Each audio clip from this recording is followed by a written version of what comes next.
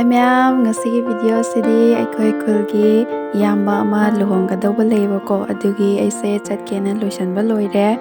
Aigidi first time ne travel gi luhongba yaugaduise ado kamai tawge ado horen yeminarse ko ma'am.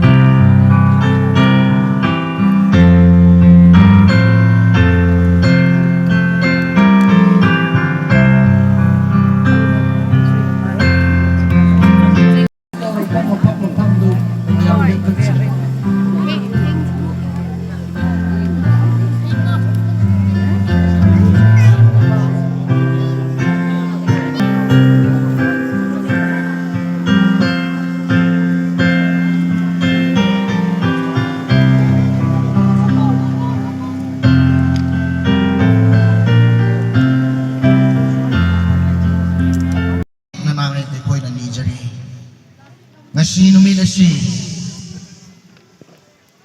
Khulgi ichili naushing Hebrew arup som le in thum alham malia khan luhong in nei hi mirakip in kaza hai raso atik e hivehi ama kai pena nika sem pathanin ralai chung hai rakip hai sem su kanunga khanchu bairup in ni hai in hum na le in truya hiva recommendation hi ka puda kom lo le in truya tunchu hiva tun in thang tun marit protein siga hey rakip pathan hai ni phat ka pe suna nei rin darna nei ro in Mr. Achung hi na pui se siga luhong pui sik hi kanhum chemo kanhum kanhum na chunga pathanin wang picture so tunchu pasepan nu bai nu put something hi alo pek sona kari sa from hi hey jui reso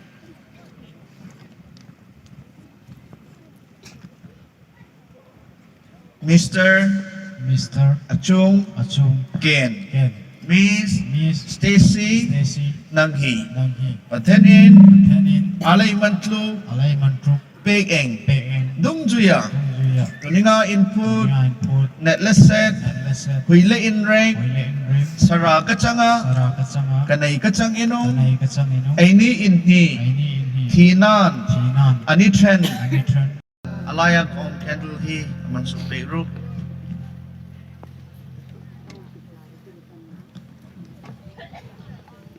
Mark arup som alham garada khan in hi hei kha in khat rang ram kataman changyo hei hiva sangram hei chunga hin dalung senale namarit na wang jung mathung ro an ring ko sai bangkar sai na om sikhi drama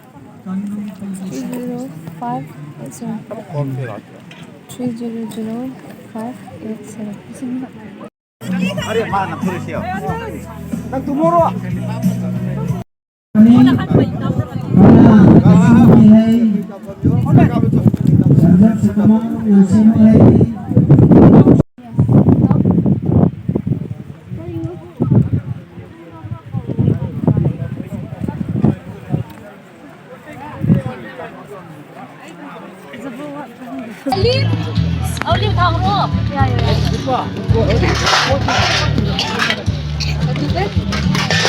Yeah. 얌얌 짜오고.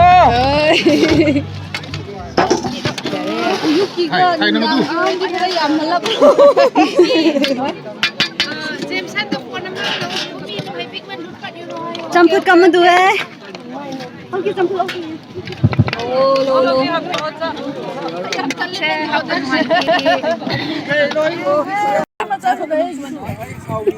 Ita, injang haubra.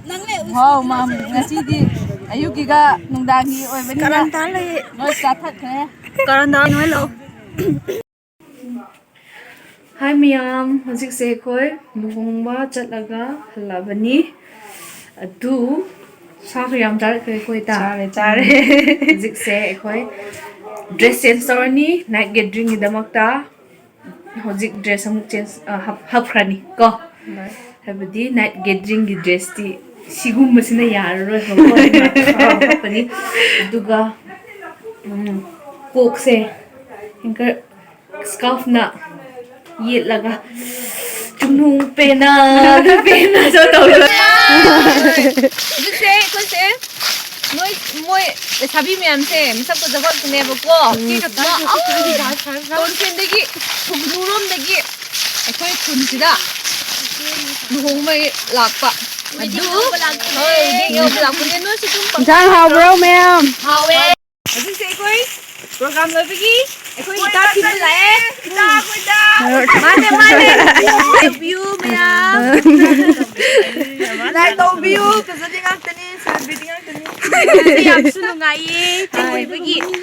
Adu ichi gi manak si magi farm da koi balak ni. farm sida yingu yam nungai moi farm se ngak farm tin nei